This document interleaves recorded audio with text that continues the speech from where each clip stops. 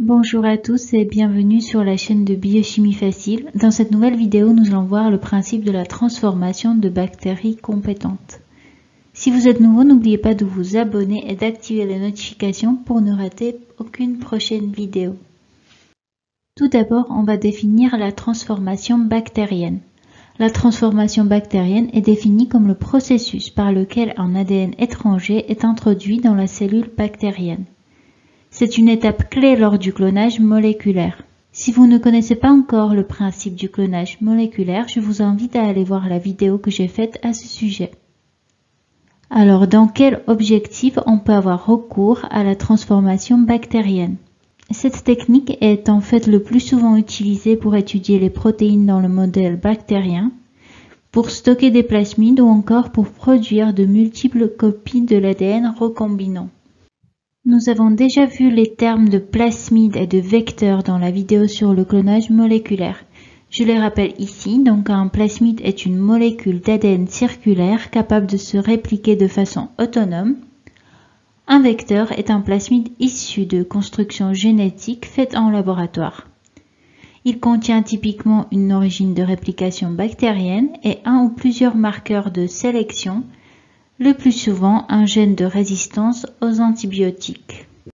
Lors de la transformation bactérienne, on va utiliser des cellules de bactéries dites compétentes. Ce sont des souches bactériennes, le plus souvent d'Escherichia coli, qui ont été modifiées génétiquement.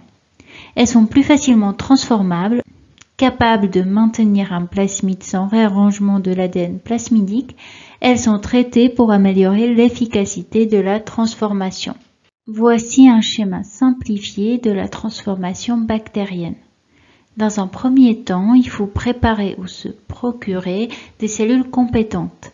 Puis ces cellules vont être mises en contact avec de l'ADN recombinant lors de l'étape de transformation. Pendant l'étape de transformation, les cellules vont subir un choc. Il faudra ensuite leur laisser un temps de régénération avant de les étaler sur milieu gélosé. Intéressons-nous maintenant à l'étape de transformation.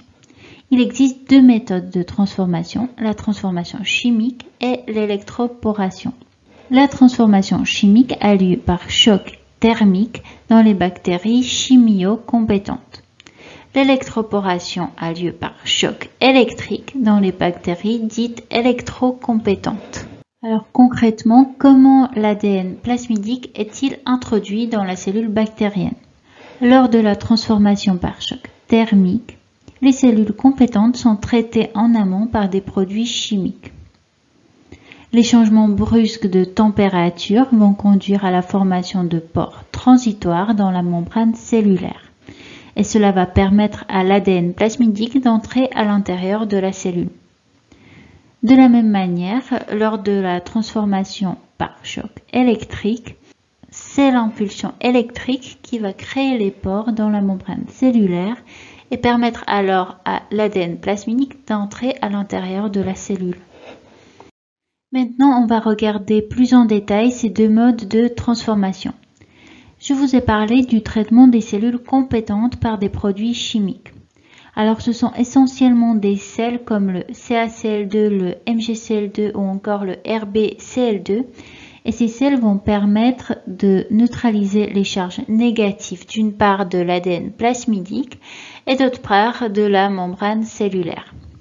D'autres produits chimiques peuvent également être utilisés comme le DMSO qui va réduire l'épaisseur de la bicouche lipidique de la membrane ou encore le PEG qui va masquer les charges négatives de la bicouche phospholipidique et de l'ADN plasmidique. Quel est le rôle précis du CaCl2?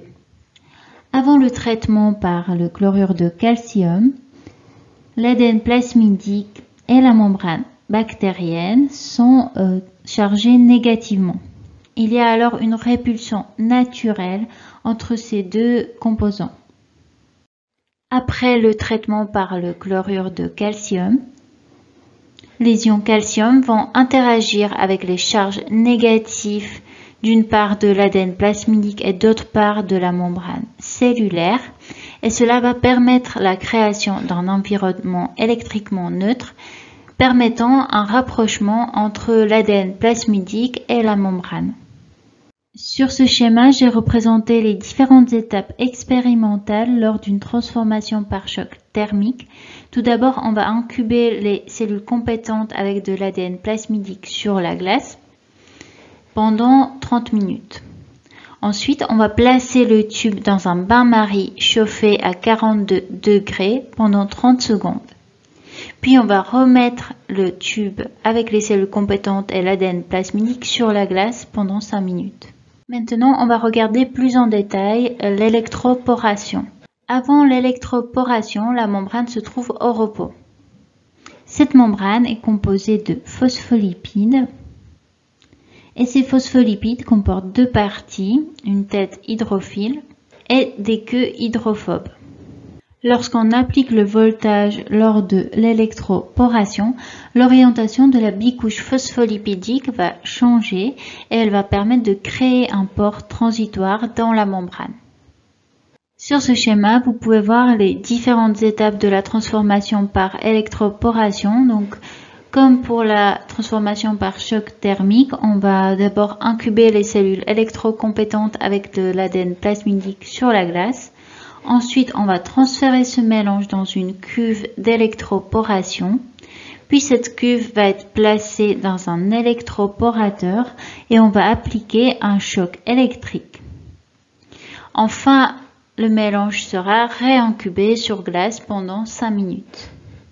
Après la transformation, les cellules seront régénérées dans un milieu liquide riche et sans antibiotiques.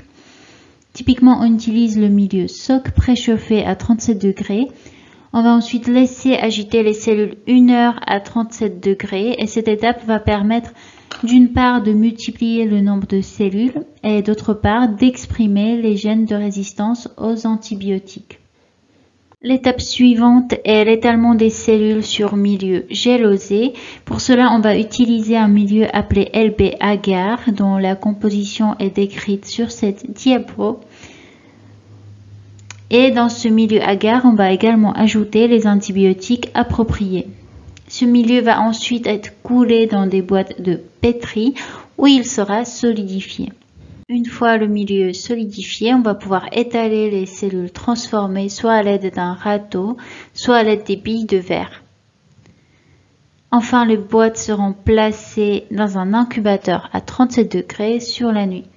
On arrive à la fin de cette vidéo sur la transformation bactérienne. J'espère que cette vidéo vous a plu et qu'elle vous a été utile. Si c'est le cas, n'hésitez pas à aimer la vidéo, à commenter sous la vidéo et à la partager. Merci beaucoup, bon courage et je vous dis à très vite pour une nouvelle vidéo.